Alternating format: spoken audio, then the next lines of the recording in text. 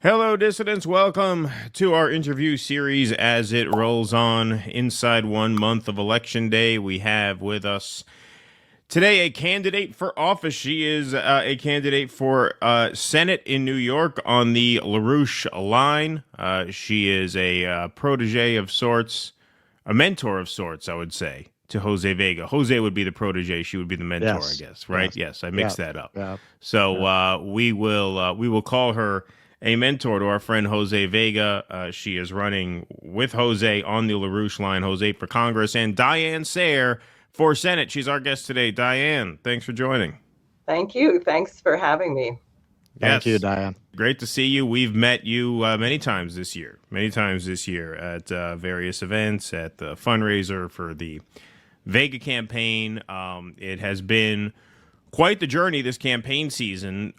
We became acquainted with your organization through Jose Vega after his intervention against AOC went viral. You're a coward! You're a progressive socialist! Where are you against the war mobilization?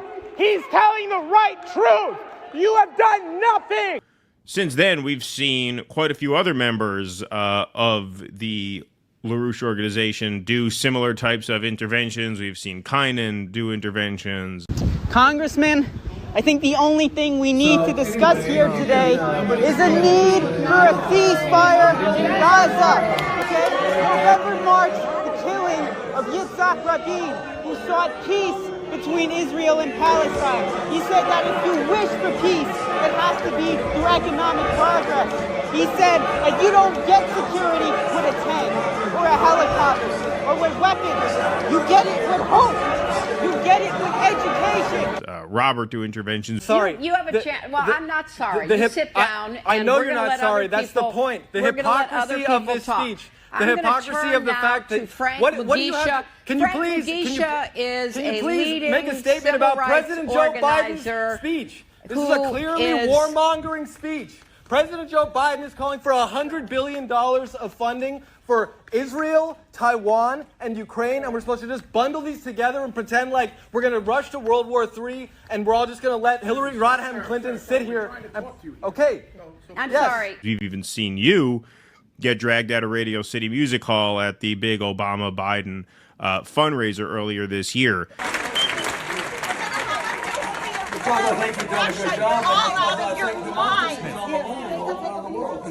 So was this style of intervention and disruptive protest, was this part of the MO of you guys before Jose, or did he kind of pioneer that? And as a B part to that, how have these interventions become a staple of your activism, not just with Jose, but amongst the whole group there? Yes, they were actually a staple of the Larouche movement. When I was a young organizer, I remember being absolutely terrified going to some kind of Malthusian genocidal something meeting in Maryland. And it was only about 25 people talking about how we had to halt population growth and get the planet's population down to 1 billion people or something like that. And I began yelling. And it was small, so I just shut down the whole meeting, which was very exciting. You have a certain sense of power, but I was also really naive, so I didn't realize that the nice man who wanted to take me and a colleague out for coffee afterwards was just trying to really profile us and find out who we were. And, but it is, it's one voice of power to be able to get the truth out. And now with so much control over the media, the social media, the algorithms, the censoring, the control of the whole electoral process, which is outrageous, it has become a really important means of not only getting your message out, but I think it's a dialogue, it's a drama. It has the effect like the civil rights movement, when people saw the photograph of the 6-year-old girl handcuffed to a chain link fence in Alabama. And then everyone is kind of outraged by it, because if you look at the comments on Jose's interventions or other, you see so many of the commenters who are saying, look at the audience. Why is the audience going along with that? Right. And of course, that's beautiful, because we want people to become self-conscious why am I going along with this? Why am I going along with these horrible policies? And in the last intervention Jose did, I just got such a kick out of the guy with Fred on his T-shirt who kept running around with his trying to block Jose from filming. I had that experience when I intervened on what we have come to call the cowbell libs. They were jumping around, trying to block my camera. That's what they do. Yeah. All right. So you're running with the backing of the Larouche Organization, which you joined in 1988. You were a music student at the time, right. So you've been with them for a very long time. Yeah. I think of any group in the independent politics space, there is the least understanding of what that organization is, what it's about, what the beliefs are. Some people call it a left organization. Some people say it's a far right organization. Can you demystify the Larouche Organization? What does it represent? What are its beliefs? What are its theories? What are its goals? Because I think a lot of people just don't know, really. Yeah. I mean, I don't know if I can demystify it. People have to want to be demystified. So that's the first requisite. And as you both know very well, people make up all kinds of excuses to not act on the right side of history. Oh, that's above my pay grade. I can't understand it. I don't really know what's going on in the Middle East. I'm not going to take sides, that kind of thing. But I will say that Larouche, who passed away at the age of 96 in 2019, was a genius like Gottfried Wilhelm Leibniz. He had mastered the work of Leibniz, who was the inventor of the calculus and whose ideas really were very important for the founding of our republic, particularly the conception of the pursuit of happiness. Larouche had mastered his work by the time he was 14 years old. And I know this because I happened once to be campaigning in New Hampshire, which is where I lived after I left New England Conservatory to organize. And I met someone who had been a classmate of Larouche, and they said, he was such a pain in the ass. He was correcting the teacher all the time. I mean, just annoyance. So he was a maverick from a very early age. And he describes his first intervention, I guess, in the classroom, because he used to sit at the Boston Navy Yard and watch them building these ports and observe that in the steel structure, they would cut these circular holes, and that this seemed to actually increase the strength of the steel somehow. And when the geometry teacher said something about, straight lines and Larouche said, no, I know that's not true. I've been observing this physical principle at the Boston Navy Yard, and picked a huge fight with the teacher in the middle of the classroom when he was in high school. So you can imagine that a lot of people were very annoyed by his actions. He, like myself, was born into a Quaker family in New England. He had a great grandfather who had run a station on the Underground Railroad in Ohio. And then he decided ultimately, after Pearl Harbor was struck, that he would enlist as a medic in the Army in World War II. So he went there. I think he was profoundly affected actually by his time in India in particular. He was actually in Calcutta after the end of the war, and he wasn't there for the horrible bloody massacre, but he saw the street the day after still covered in blood. And he said the Indians of India kept coming up to the American troops saying, can you help us get the British boot off our neck? We want to produce our own finished goods. Can't you help? And he said that was with him when he came back to the United States after the war. So he did work as a management consultant, started teaching economics, not for credit, at Columbia, at the New School, at Swarthmore, recruited a student movement from the so-called left. He had a pen name, Lynn Marcus, and he ran for president the first time in 1976. That was before I was active. I wasn't old enough to vote at that time. But he ran under U.S. Labor Party. And he famously warned that Zbigniew Brzezinski advising Jimmy Carter was going to get us in a nuclear war. So that was the beginning of his multiple runs for the presidency. Later, he ran as a Democrat. He warned in 1971 that the impact of Nixon decoupling the dollar from gold would be not only the end of the Bretton Woods system, but he literally said the US was going to go fascist and be involved in a series of perpetual wars. And what he was always doing was designing policies. In 75, he was proposing an international development bank. He wanted to break the back of the International Monetary Fund and the World Bank. So he met with Indira Gandhi when she was the head of the non-aligned movement. Before she was prime minister, he met with Lopez Portillo, the president of Mexico. He got a block of nations in South America to agree they were going to simultaneously declare a debt moratorium and bring the International Monetary Fund to its knees. And Henry Kissinger intervened and sabotaged that, threatening people. Similarly, with a program for a Middle East peace agreement based on greening the deserts, Kissinger personally intervened there too. Kissinger wrote to the head of the FBI, said, get rid of these people, they're getting obnoxious.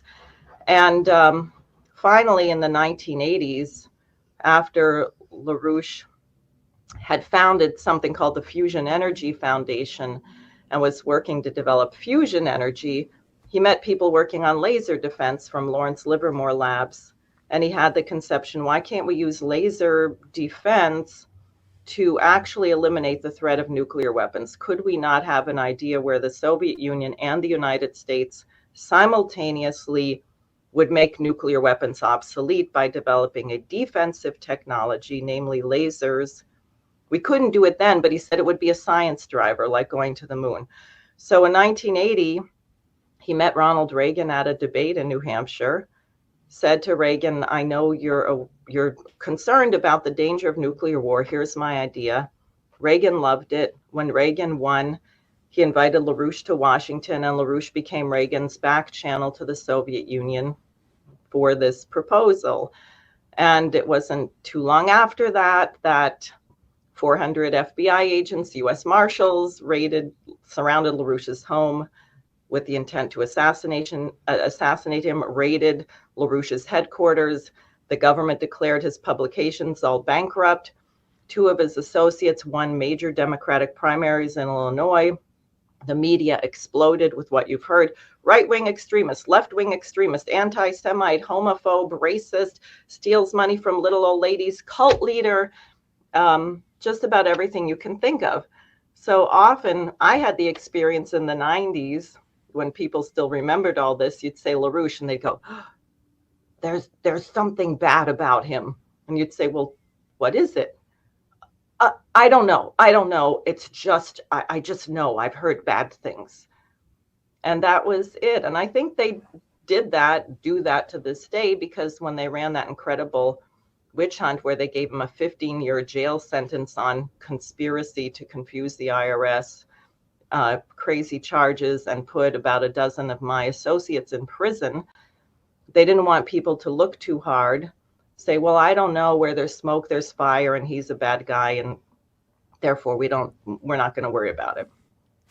I mean, I confuse the IRS every year, but I act alone, so I can't be charged with any sort of conspiracy on that front. But it's funny because, I mean, you mentioned in the 80s, this was when, this all went down, and you joined in 1988, right? So what was it that attracted you to the Larouche Organization at the same time so many people were being sort of pushed away?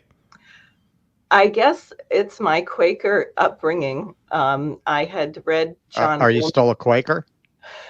Not practicing, but, I think it's the closest to what I believe, I guess I would say.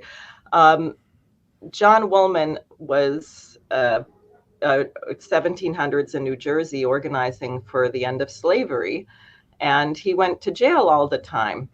And I heard Larouche speak, and then I went to a meeting, and someone said, he's likely to go to jail. And I said, that's it. This must be the movement I should be with. They're going after this guy. It's probably an unusual response. A lot of people were running in the other direction. but I was trying to do something that would actually make a serious contribution against injustice. And that, in my mind, was actually a compelling reason to join him. Okay, so I've heard this thing with the gold, and I think this is confusing for a lot of people who are not economists. I know the Populist Party in the 19th century, one of the things they wanted was to get away from the gold standard by monetizing silver, because it was having the gold, the currency tied to the gold was having a deflationary effect, and it was hurting the farmers. So why stay on the gold standard? Like, what's the purpose of that? No, that's a really good question, and it's super important, because it doesn't have to be gold. It could be anything. It could be a basket of commodities. The main point of a gold reserve system is you want fixed exchange rates. You want to level the playing field, because what getting off the gold reserve system did is it allowed nations or individuals like George Soros to gamble against other people's currencies, so that if you had enough money, you could destroy an entire nation by placing bets on whether the value of their currency was going to go up and down. And so what it opened up was a trading system which was no longer based on physical commodities, but based purely on speculation. And it created the way where the guy with the most money wins, because there was no standard. And it also opened up looting of the third world, right? The IMF conditionalities. Well, we'll give you a loan, but we think your currency is worth too much, so we're going to devalue your currency triply. And so when you repay us the loan, you're going to owe 3 times what you borrowed plus interest. And that's what this served to do. And to be clear, I really think we have to go back to fixed exchange rates. I think there has to be a conference of nations. People can't possibly plan 10, 15, 25-year development projects of the type that are needed if they don't know what their currency is going to be worth at some distant point in the future. I think we should just deflate that whole thing. Do you need to go back to the gold standard to do that, though? Because we've always had speculation. You have tulip mania. Sure. Well, I don't know. Sea charter. It doesn't have to be gold. I would look at what's coming out of the BRICS conference. This is kind of interesting what they're doing, because they're trying to establish certain means of payments. And I think Putin just announced that Russia is going to be having its own conference on establishing a new payment system. So they may come up with something else. So I'm not saying it has to be gold. It just has to be stable. That's right. The whole point of money is it has no intrinsic value. Money, it doesn't matter. It's worthless. And gold, we say it has value, but really, if you're up on the moon or you're stranded on a desert island, would you rather have water or gold? Right? It's right. It's an arbitrary decision. Sure. The question is, how do you count it? Yeah, exactly. How do you use it to transform the future of the people? That's the value of it, as a form of credit to allow mankind to get to a more advanced place in the future than we are today. So you mentioned a lot about development. When I ran into Jose's team at the Kingston rally a couple weeks ago, it's a big slogan underneath his name, peace through development. So as World War III brews on multiple fronts now, the peace element of your party or your party lines platform is what's bringing a lot of focus to you guys as an organization, especially since a lot of the interventions that you do are around the issues of war and peace, which are, of course, becoming increasingly urgent with each passing day here. So can you explain what peace through development means and how those two things are linked in your view? Sure. First of all, I don't think there is such a thing as peace as a passive construct. Like, you don't just hold hands and say, oh, peace, we're getting it. It always has to be tied to a mission, to a direction. And I can take 2 examples. One is Afghanistan, where Larouche's widow, Halgatsep Larouche, when she heard that the U.S. was finally going to be ending the long occupation there, she said, well, we need to get, ideally, the U.S., Russia, China should combine to create, with, of course, the people of Afghanistan, a means to rebuild the whole country, a reconstruction plan. And of course, the US wasn't interested, but it was clearly in the interest of China and Russia not to have an unstable nation producing terrorists and drug lords on their borders. And what happened, and she held a number of conferences, and I was very intrigued because a lot of the diplomats and foreign leaders who got on said, well, we think we can't do this. We think we need a political agreement first. They have to form a government. We don't know if the Taliban can be part of it. So, and she said, no, the development comes first. The development comes first, and the political agreements will follow. And happily, some people in Afghanistan and the diaspora caught that idea, created an institution named after Ibn Sina, the great physician and philosopher. And they are now working on reconstruction, and it forces certain things. What part of what I'm enjoying is seeing, if you're really going to rebuild the nation, you can't afford to get rid of 50% of your workforce by not allowing women to be educated or to be part of your workforce. So the fact that they're deciding to build all these things is now beginning to soften some of the exclusionary practices of the Taliban. I'm not making a blanket statement or saying, but this is a way that development works, that peace can work. And I would say far more effectively than saying, well, since you don't let women go to school, we're going to withhold food from your country and everyone can starve to death in the name of women's rights, which is more the approach of the Biden administration. Well, we do that everywhere. I mean, we sanction countries for, all sorts of human rights abuses. The result of that is a degrading quality of life in those areas. Venezuela, perfect example, right? Well, they're a repressive society. So what are we going to do? Starve them. Right. Right. And it works really well. It usually gets nations to do exactly what we want. Right. I mean, it's the same mindset, though. Here, think about our whole prison system and the idea of punishing. We're just going to force you to do this. And if you don't like it, we're going to torture you until you do it. It's really sick.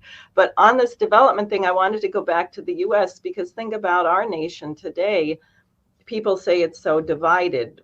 Well, I have an idea that if you had a campaign for building what I think we need, 43,000 miles of high-speed rail, a couple hundred new nuclear power plants. How about rebuilding our dams and levees and all the things that are falling apart and dysfunctional as we see in these floods, and stopping the bailouts, getting inflation under control? Do you think people are really going to say, well, gee, I don't know where you stand on X? I think you would find that you would be able to pull people together who would say, you know what, I would like to have a higher standard of living. I would like my children to grow up in a house. And I'm going to fight for that first. And then we can sort out the other things that we disagree with each other about. One of the other things you brought up in an earlier answer was that you think we should build a lot of nuclear power plants. So you're very pro-nuclear. Do you want to explain that a bit? Sure. Look, if we were just burning wood, you wouldn't be able to have 8 billion people on the planet, and it would be horribly inefficient. And I bring up that example because there's a conception called energy flux density, the amount of energy throughput per capita, per square mile, if you will. So what has happened in the course of human development is we've discovered more and more efficient ways of generating energy. And that's very good, because if you stuck at one level of technology, you would deplete all of your resources, the standard of living would collapse, and you'd go into a dark age. So from burning wood, we went to coal, which was more efficient, then petroleum and natural gas. But once you get to fission first, what you discover is you need a really minuscule amount of fuel, like this much uranium, which equals I don't know how many boxcars full of coal. And therefore it allows as I was saying, you have more power over nature. You can do much more with much less if you have very high temperature kinds of energy. And I think because nuclear energy would allow so many nations to become independent, to desalinate water, to green the deserts, they did a huge number to make everybody completely terrified of it. And it's really not, I mean, it's powerful, so you have to have safeguards. But I'll tell you, I just went to a conference over by the UN General Assembly it was a nuclear power conference. It was full of people in their 30s who are exuberant that everyone's now recognizing that we're going to need nuclear power. And the new reactors, the high temperatures, allow you to reprocess the waste. So it looks like there's going to be a whole new industry springing up because everyone wants to get their hands on the waste so they can use it as fuel. And people just don't have an idea about this. Plus the new reactors, which are inherently meltdown proof. If the fuel is coated with ceramic, which actually physically shuts down the reaction at a certain temperature, so you physically cannot have a meltdown. These are the things that they're working on. And I don't think we should stay there. I just think we need it now to get mankind out of poverty, to raise the standard of living. We should develop fusion. China's working on that very hard. And then after fusion, there'll be something else that's even more efficient. Yeah, sorry. I have no idea why that happened. Okay. Yeah, well, that sort of is consistent with the peace through development platform, right? I mean, you guys are, I would say even people who have limited knowledge of your organization tend to think of you as pro-growth. That's sort of a staple. Is that a correct characterization? Yes. And look, nothing in the universe is static. Everyone who considers themselves an environmentalist has to consider that there is nothing static. Either you are growing or you are decaying. You cannot stay at the same level. And I think that we should grow. If you look at the whole development of the biosphere, it went from nothing to little single-celled organisms to multi-celled organisms to mammals who use takes a lot more energy to keep a mammal going than it does a salamander, right? Because we regulate our own temperature and so on. And then human beings are we are the only species that can actually change our species characteristic at will.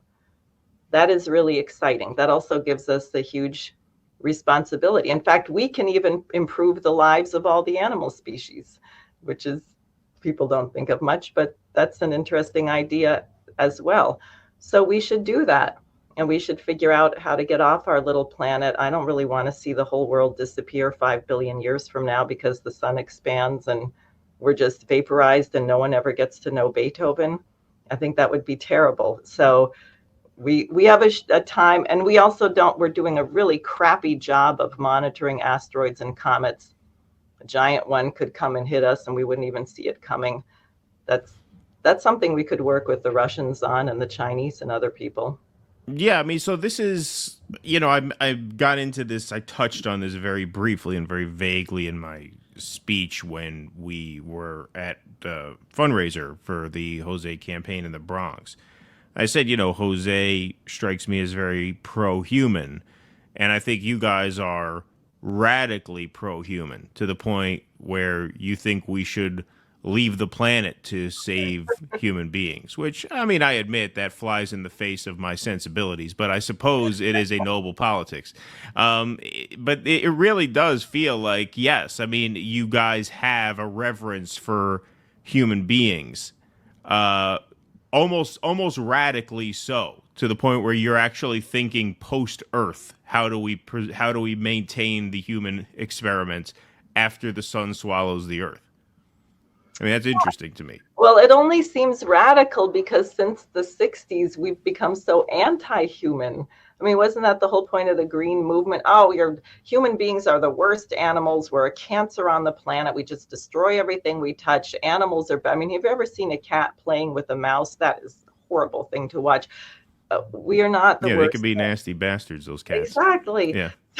So, you know, and actually LaRouche gave this one example, which I think is worth thinking about. He said, you can tell the moral collapse of society now, this must have been in the 90s when he said this, because think about the response to President Kennedy saying, we are going to land a man on the moon in 10 years and bring him safely back to Earth.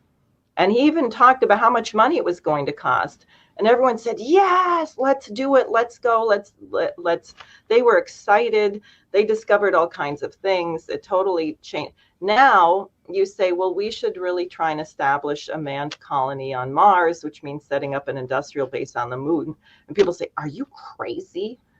We can't do that. That is nuts. That's a conspiracy theory. Well, to be fair, they're mostly responding to Elon Musk's proposition that he's the man to do it. Well, okay, that's fair, but they were saying that before Elon Musk came along in my recollect. You know, this was one of the things they really went after LaRouche for, saying we should have a 40-year plan to colonize Mars, which would increase the purchasing power of the dollar by an order of magnitude within a decade, because it would be such a driver for the economy here, because clearly the banks are not on Mars and the companies, they're here. You're going to be investing here. I mean, there are, I think, great opportunities, inherent to the colonization of Mars, such as, denying Democrats access to the ballots. I think we could really get a head start there. I think we can make it impossible for Democrats to run for office on Mars, so I think that's good. It gives us a real chance to rewrite the rules, to just kind of reset things in our favor. We would, it's a clean slate, basically. We would run the show over there. But speaking of ballot access, I did want to ask you. See, look at that segue. How do you like that? That's a pro. Boom.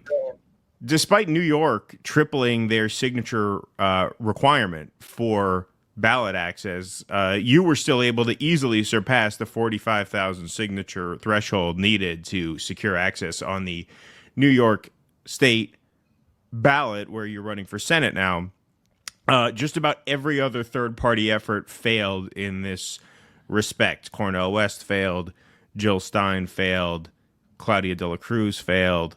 And so I remember Jose talking about the fact that the Larouche Organization has said that they are willing to help other third-party candidates and other third parties get on the ballot. And so what are you guys doing right in that respect that other parties are doing wrong? Why were you guys able to do it? Because there's no doubt that Andrew Cuomo on the way out rigged it against third parties, tripled it from 15,000 to 45.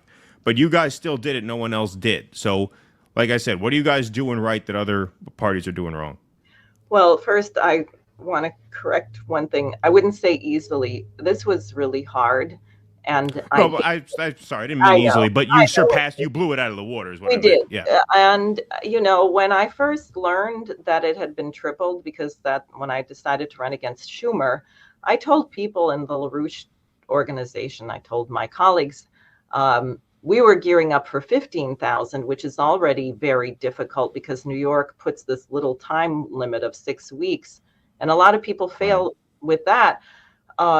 And I had people say, well, so you're going to give up, right? You can't do this. And I said, no, I'm not going to give up, because I think we have to do it. We just have to figure out how to create an organization that will do it. So in that case, I started a newspaper, actually, because I wanted to develop networks of people who would be handing out the literature, so they would be organizing other people. And we ended up with about 200 distributors and 200 petitioners, and they weren't the same people, but I think it was kind of a principle of that. Also, we knew from getting Larouche on the ballot before that New York was really nasty, and they were going to check all of these Byzantine stupid rules. So we had a team of people that was reviewing and cleaning up our petitions from the beginning. And when we discovered that our volunteers were making mistakes or doing things wrong in the first week, we would bring them into the office and say, you clean up your petition. We want you to see what the people cleaning these up are going through. So everybody involved knew what the rules were, knew what the pitfalls were. The Libertarian Party, the Greens probably as well, but I didn't work with them in any particular way. But the Libertarians do have a lot of people who know how to do it. I think in their case, it's more a factor of demoralization. And this time they got really screwed over because their convention to pick their presidential candidate was after the petitioning. Yeah, it was so late. Yeah. But they also had relied on paid petitioners. And I told people at the beginning, I said, look, this thing was designed to be impossible. It's going to be like guerrilla warfare. We're going to be out there 12, 14 hours a day, 7 days a week, rain, snow, sleet, and therefore you're going to have to commit to that because you think it's that important. And people did work really hard, myself included. And Jose, as you saw, we aren't couch potato armchair candidates. We were out there doing the petitioning ourselves. So we also knew what people were running into. And this time it was much harder even because of the polarization in the population. People didn't want to sign for independence in many cases. And in many cases they did because they don't like it, the funding. But in many cases, oh no, because I might, if you're going to take votes from the Democrats or give votes to the Democrats or whatever. So I found it very hard. And I'll tell you, the hiring these firms that pay people, oh my gosh, are they corrupt. And I had told some of the people around the Kennedy campaign, I said, don't go to a paid petitioner. They're going to screw you over. And guess what? They did. They hired people and they committed fraud. And I think that case was finally thrown out. So they threw him off the ballot on a technicality about his address. But well, to be fair, when you rent a room off Craigslist as your address, you might run into problems at the court. That was a classic RFK element to that story. Yeah, like how did he find this $500? Just insane.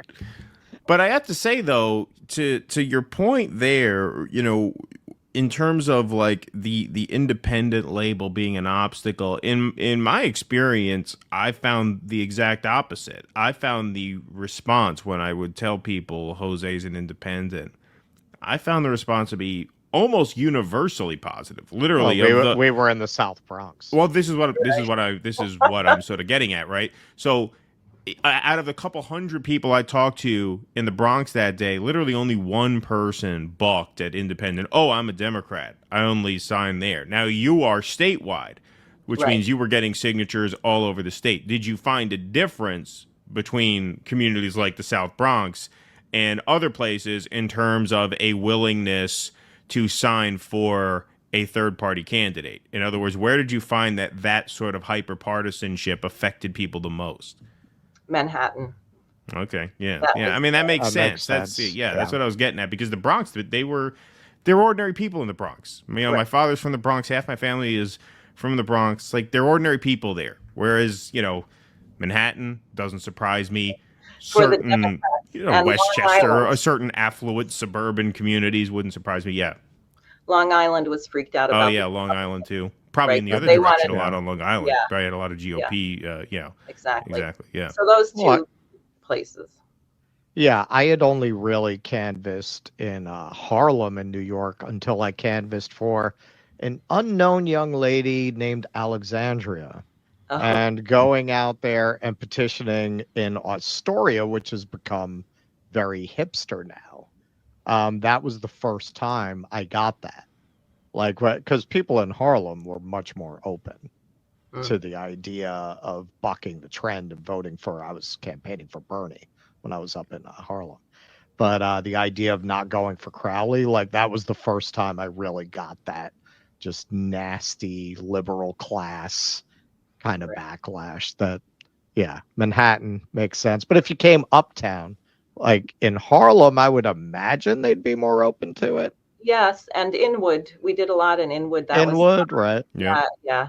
No, but I wanted to do Manhattan, and it was actually easier this time in Manhattan than last time, although you did run into this Democrat freak out. I mean, literally, I had people telling me how Biden has done such a brilliant job on the economy, and they were stepping over a homeless person. I mean, it really was amazing.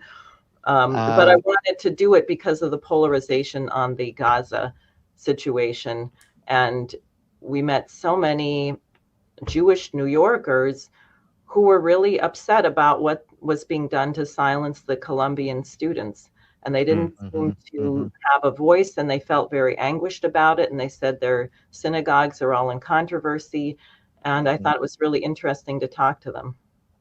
Yeah, that is interesting. I mean, there is a lot more division amongst Jews than you might think. I mean, that's part of why we feel a responsibility. Yeah, then that they would want people to think. Absolutely. Absolutely. So this dovetails nicely to most people today, a majority, whatever their ideology is, would say that American democracy is not working.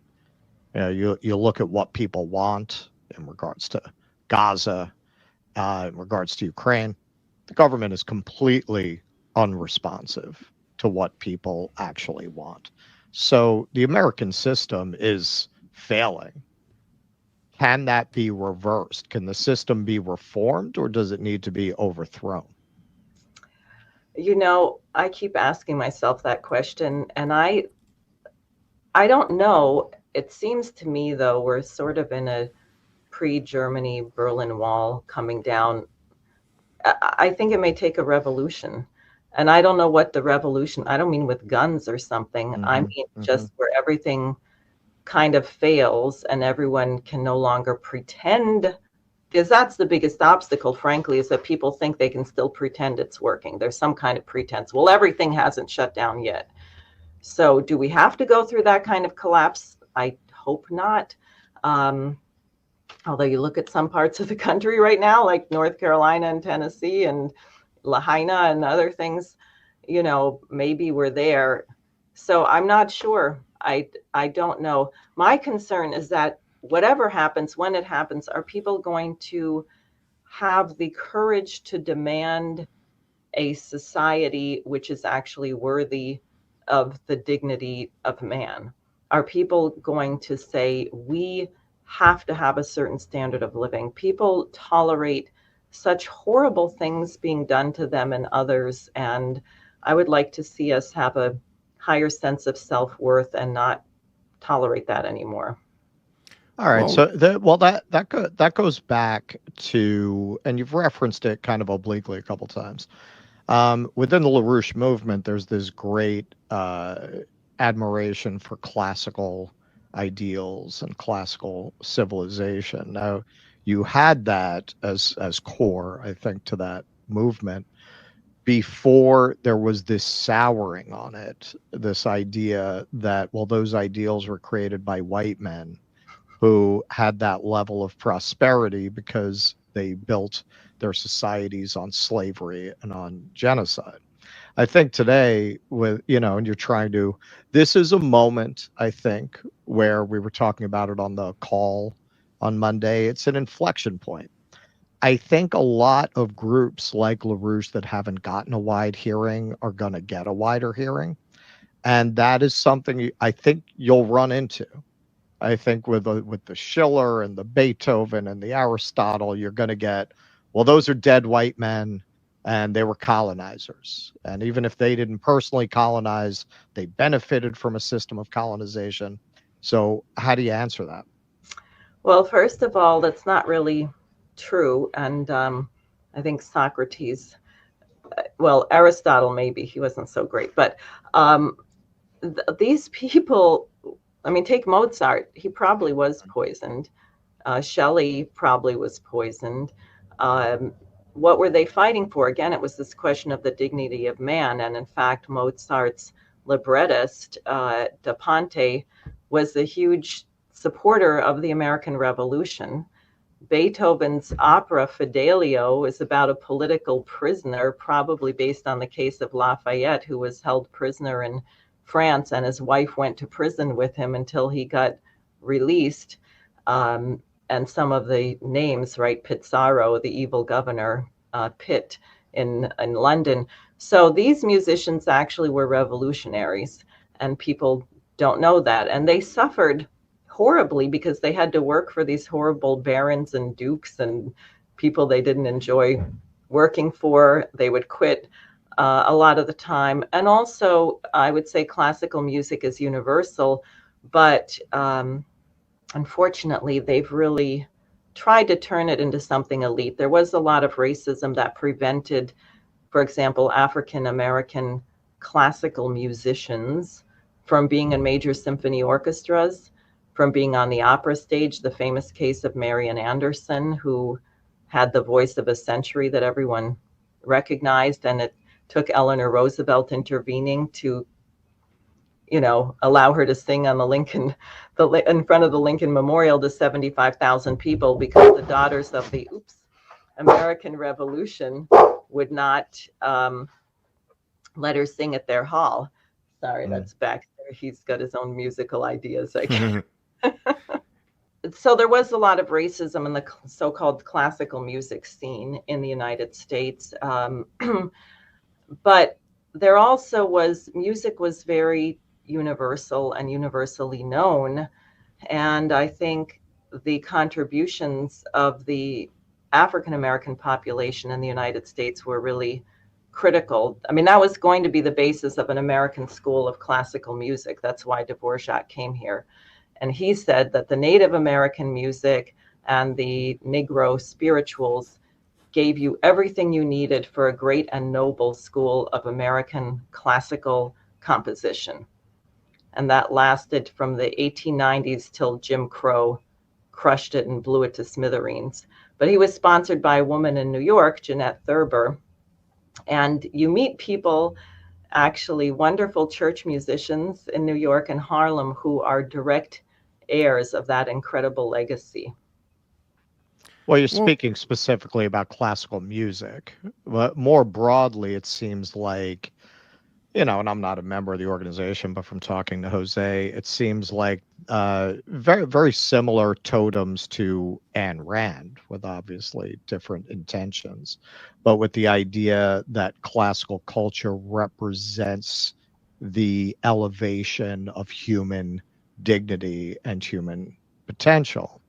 And I'm personally not one of those who feels that Western civilization should be uniquely put in the dock amongst civilizations around the world. I think a lot of the sins attributed to Western civilization are the sins of states in general. States in general throughout history have committed these kinds of sins and crimes. Western civilization, because of certain unique elements of its history and perhaps its geography, became more technologically advanced and was able to follow a lot of these trends in societies to a monstrous conclusion in many cases. But hey, yeah, Plato, Aristotle, they were able to spend their time on philosophy because they sat at the top of a state that was highly dependent on slavery. Greek society was run by slaves, as Roman society after it. So that's one of those things that I think today people are interrogating in ways that I do think that it's healthy to adjust our understanding of these figures and these periods and to put that context in, which is generally ignored. Even today, you never really hear it talked about how Greek civilization was built on slavery. They never Roman, it's more understood. But Greeks, they don't talk about a lot. But then they will tend to go to the other extreme of, well, that invalidates everything that they say. So that's really like, how do you balance that? Well, I think there's also sort of a misconception. For example, people think that our nation benefited from slavery, but actually it was a real drag because it meant that you would never have more advanced technology or machines that did work that allowed you to get beyond where you would be if you just had to depend on what a human person could carry or how fast they could walk or run or how fast a horse could run. So I think there's partly that misconception. And of course, true, there was injustice, But then you had people who did incredible things who were suffering horribly, like Johannes Kepler, who I think may have died of starvation. I mean, he was in the religious wars. His mother was burned for being a witch, and he made those discoveries. So I think people want to combine that, frankly, to say that that every human being shouldn't try to become a genius, that there's something elitist about wanting to do something incredibly brilliant. And I think that's what I'm concerned about. For example, we have this expression, beauty is in the eye of the beholder. I disagree with that 100%. I think there are universal principles that are innate, that you have to, for example, in war, in Vietnam, well, Vietnam was the first war where they really worked hard to get people over their inhibition against killing other people. In World War II, it's famous, many of the soldiers, most of them could not bring themselves to fire on another human being. So you would have one guy loading the weapons, or a few guys arming the one guy who was prepared to shoot to kill. So you had a conscious policy to get over, to crush what was the goodness that was innate in human beings. And so in art, I think there's a standard of beauty. I find it very offensive, the kind of things that they call modern composition today, where they say, well, I'm going to arbitrarily make this thing. John Cage, you put a fly in a glass and let the fly go up and down over a musical staff, and you say that's music. And then some guy writes a thesis, or he gets to write a review in the New York Times, and he's hailed as a genius. Or you put a pile of cow manure in the Metropolitan Museum of Art, and then someone sticks a daffodil in the middle of the manure, and they say, oh, this has such great significance for something or other. I'm with you. Over the last year, over the last year, I've been to Rome, Florence, Venice, Athens. I've been to some of the world's greatest museums over the last year.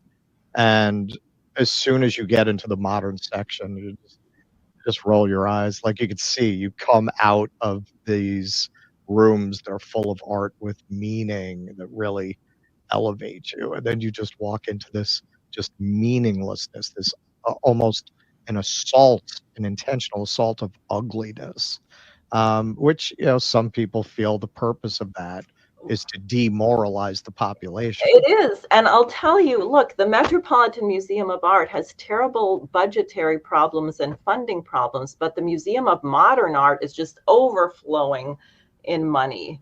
So why is that? Who is funding this? Who wants to degrade us? Who wants us to kill each other and be barbaric? Well, they're going to control the culture and try and turn you into an animal and try and get you to say that there's nothing sacred about that baby in Palestine who might be the next Beethoven. So I think the culture is super important. And you really can't have a democratic society unless you also have an ennobled culture, because people will vote for and demand things that are incredibly destructive. When you talk about the culture, you talk about basically the need for a revolution of consciousness, more or less. I think that's a fair categorization of what you're talking about here. And that we talked about this at our live show with Jose, who sat in with us.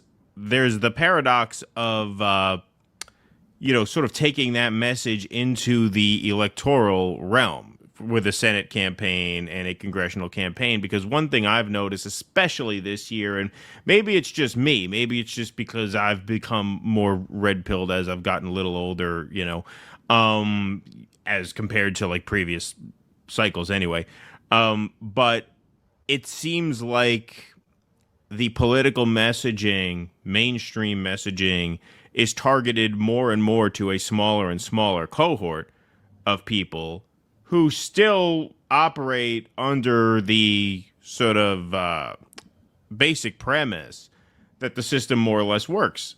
On 60 Minutes, the guy, I forget the interviewer's name, he was asking Kamala how she's going to pay for X, Y, and Z of her pretty modest plans, whatever they happen to be, right? And I noticed this when I went to New Hampshire, and I covered Nikki Haley events. I covered, Dean Phillips event.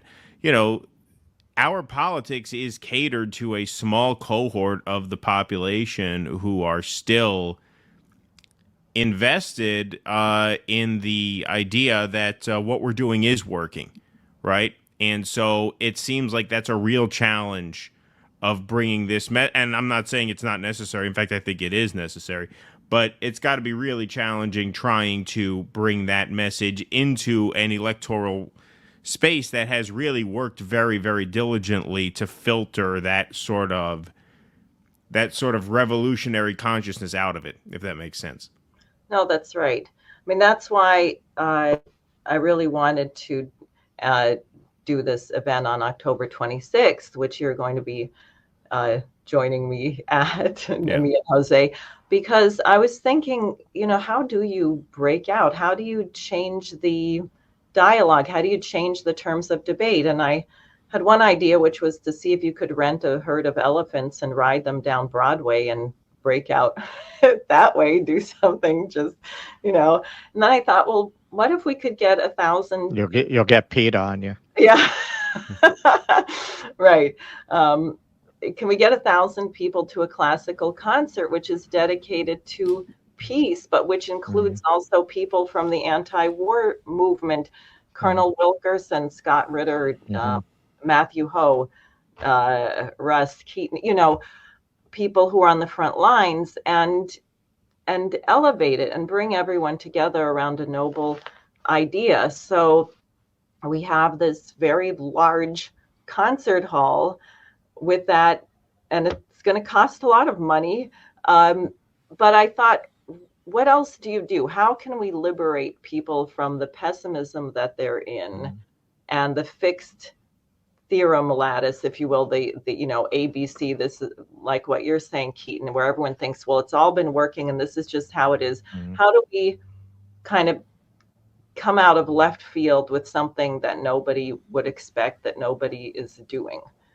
And that's why we wanted to do this peace concert rally, like an indoor rally. And by the way, I'm also working to see if we can get some international contributions. I'm talking to an Iranian classical composer who is going to, he'll probably send in a video of some Iranian sort of folk music, but from their classical tradition, which is interesting.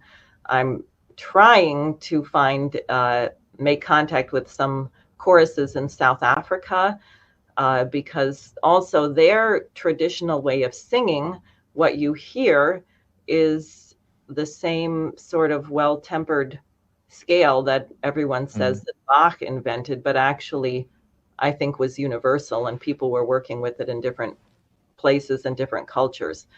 So I think this is going to be a really exciting, wild time and a big challenge to pull off.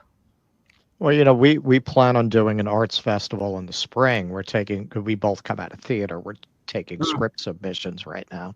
Because I think we're thinking the same way. A revolution without dancing is a revolution not worth having. You've got to offer people culture. You got to offer people art. Otherwise, what is the politics really for? What is it really about? What are you trying to preserve? What are you trying to create?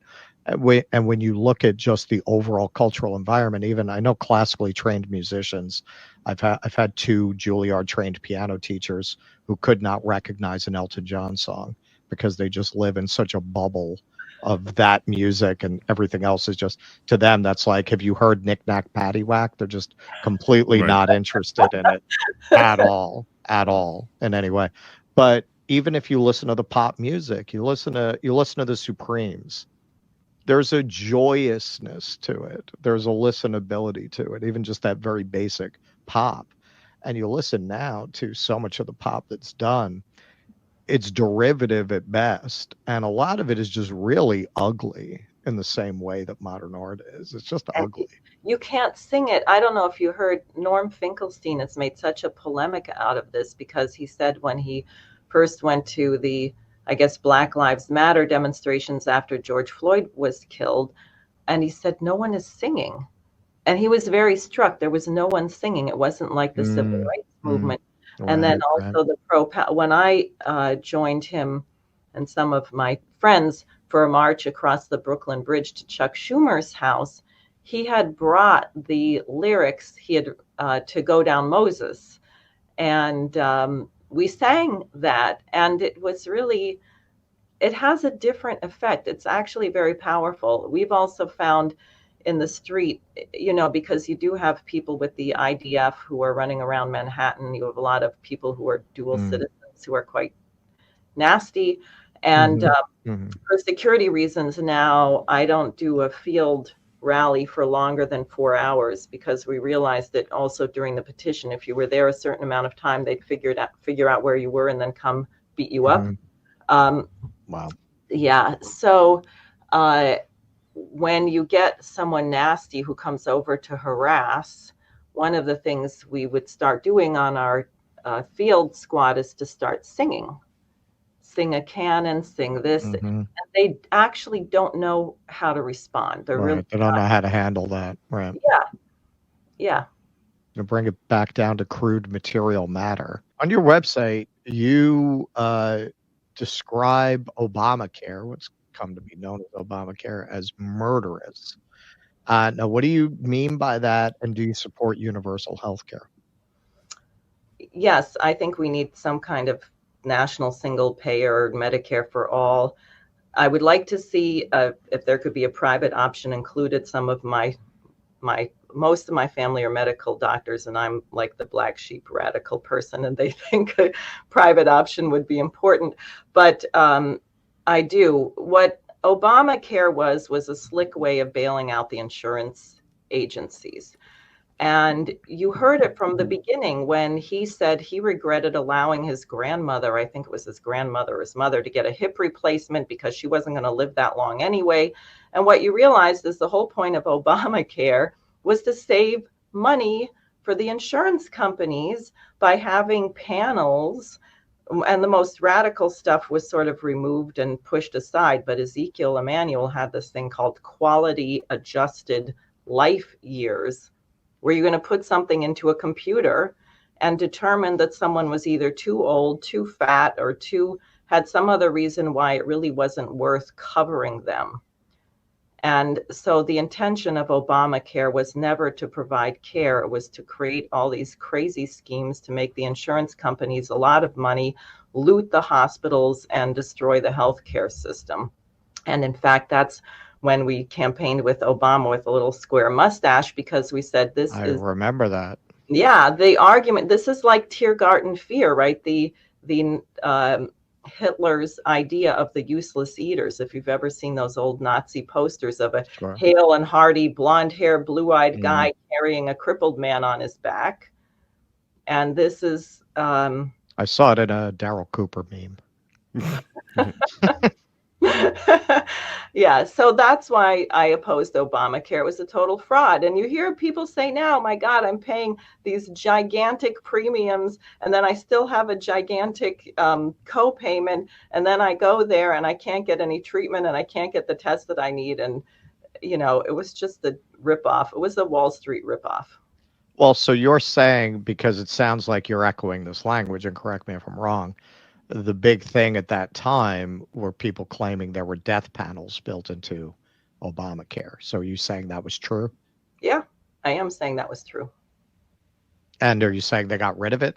I mean, they toned it down. I haven't heard it in a long time. Yeah, you can, but I would really recommend people read Ezekiel Emanuel's ideas about healthcare, because he said that after the age of 65, he was never going to get another colonoscopy. And he didn't think that people over 65 should even get antibiotics. I mean, he's like really extreme. And he was one of the people writing this thing. And they did have a board, and it was all going to be sort of computerized. And even Obama, I think someone at a White House meeting said, well, what about they had some case of a family member who was 98 years old who needed a pacemaker, and the insurance protocol was no, they're too old. And they asked, would my relative under Obamacare be able to get this pacemaker? She did get it, whoever it was, and went on to live to be 103. But Obama said, well, Probably not. I mean, in other words, it really was sort of like the way AI will run stuff to take the human element out. We're going to run it through a computer program and decide that your life is not worthy of living. Sure. I mean, I don't doubt that happens. But I also know for sure that happens in the private insurance market too. Like that's what these insurance companies will do on their own as well. Absolutely. They will say, well, we don't believe, I mean, even I've heard stories, friends of mine as young men. I knew one of my friends had Lyme disease, in his like early to mid 20s. The private insurance, this was way before the Obamacare years, obviously. They covered antibiotics for 90 days. And past that point, they didn't cover it anymore. And his father ended up having to sell his house just to pay for, his son to be treated. I mean, you're never exactly cured of that. He still struggles with it to this day. But, I mean, that kind of brutal decision making is a staple of our healthcare system that predates Obamacare. And yeah, I mean, I would agree that Obamacare did not do nearly enough to correct for that. And in some senses, yeah, I mean, in a lot of senses, it kind of perpetuated that same dynamic, I think. That's why I think we do need a Medicare for all system. I think that's fairly obvious. Well, think about the bureaucracy that it created. Doctors, of course, yeah. Limits. You can't spend more than X amount of time with your patients. Every doctor's office now has to have a person who's an expert in dealing with, or two or multiple people who are experts in dealing with health insurance to figure out how to get paid. The doctors have to spend hours and hours writing up stuff instead of taking care of their patients.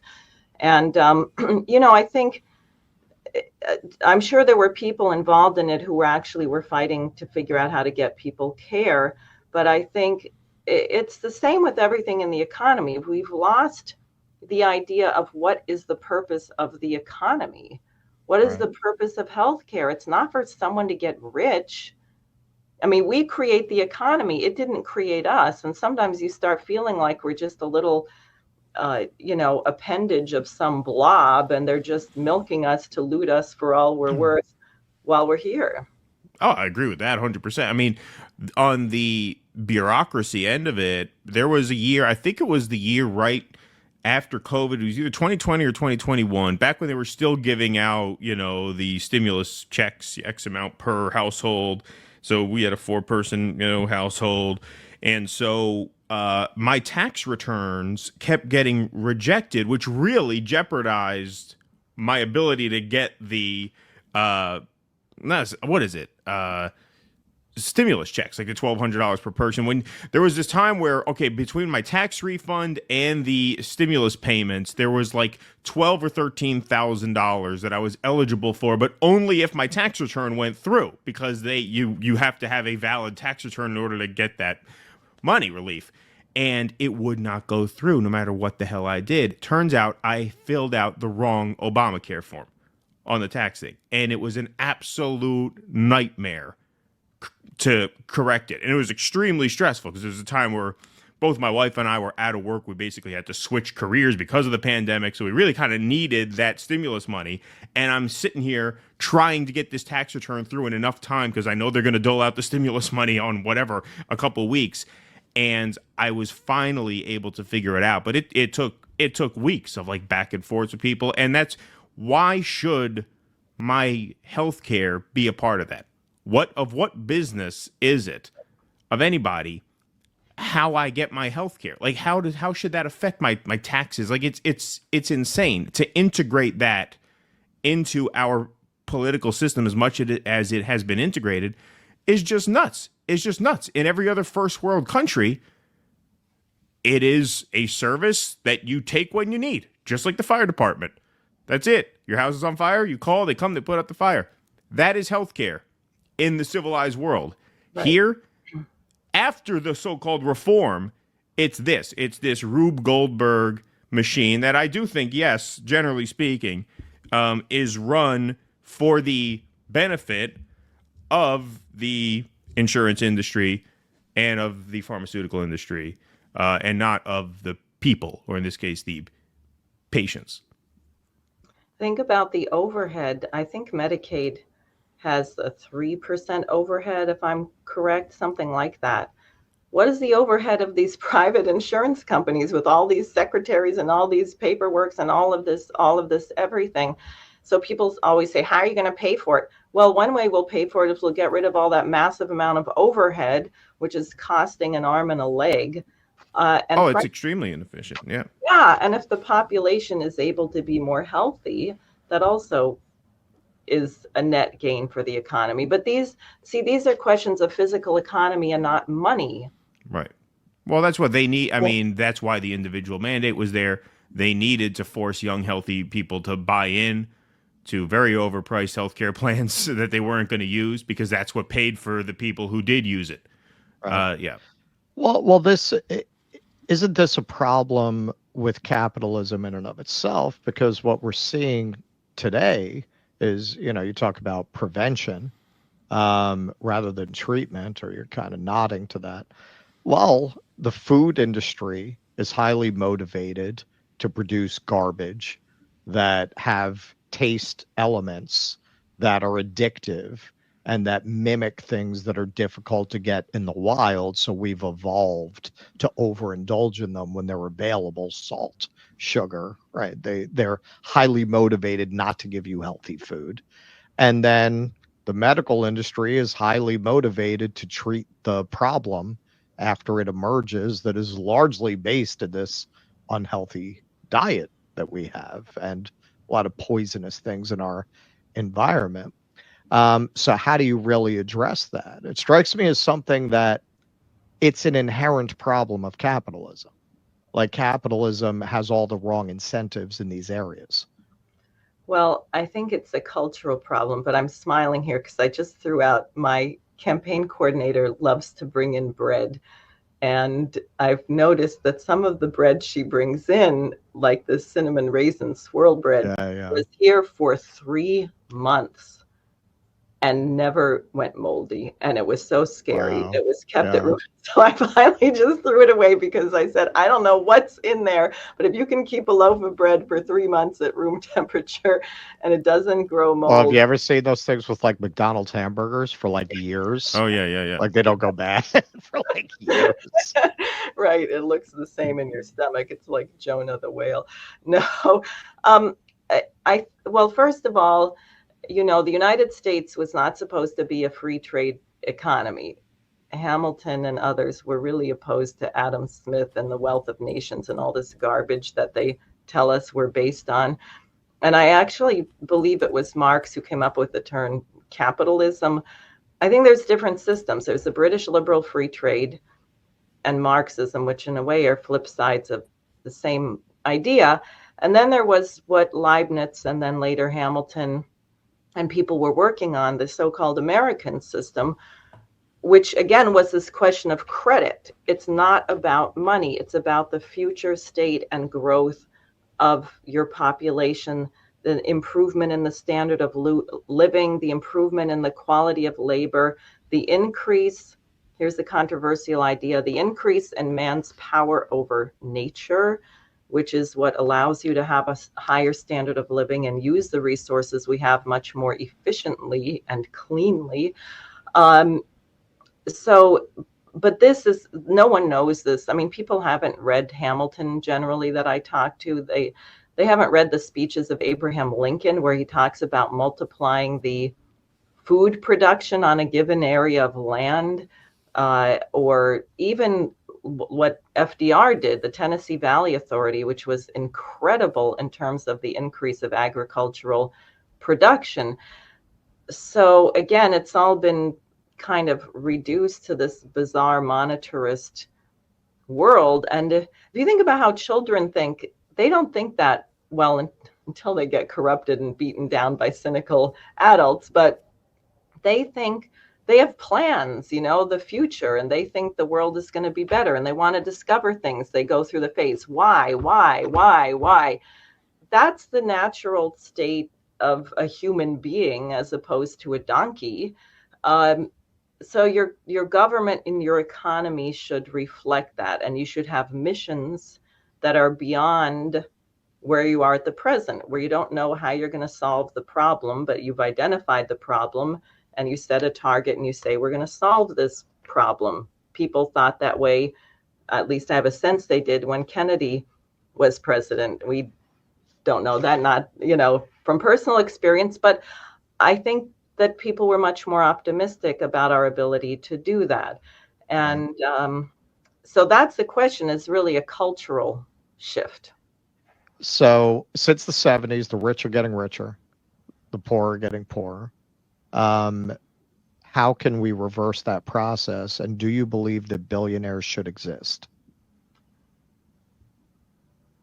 That's an interesting question. Not really. I actually would support a massively high marginal tax after people make over, I don't know what. I was looking at the healthcare industry and saw that the average CEO of an insurance company seems to make about $22 million a year. So I thought, well, maybe that's a good cutoff point. And after that, they should be taxed 99% on their income or something like that. Again, it's a cultural thing. We have way too much respect for people who are rich. I was visiting a woman at the Fulton Homes yesterday. She's fighting to keep the buildings there. It's part of NYCHA. They have about 3,000 people living in 11 buildings, and they've been trying to shut it down and raise those buildings and put up something much more expensive. And Google has just moved across the street, and it's right next to Chelsea Market.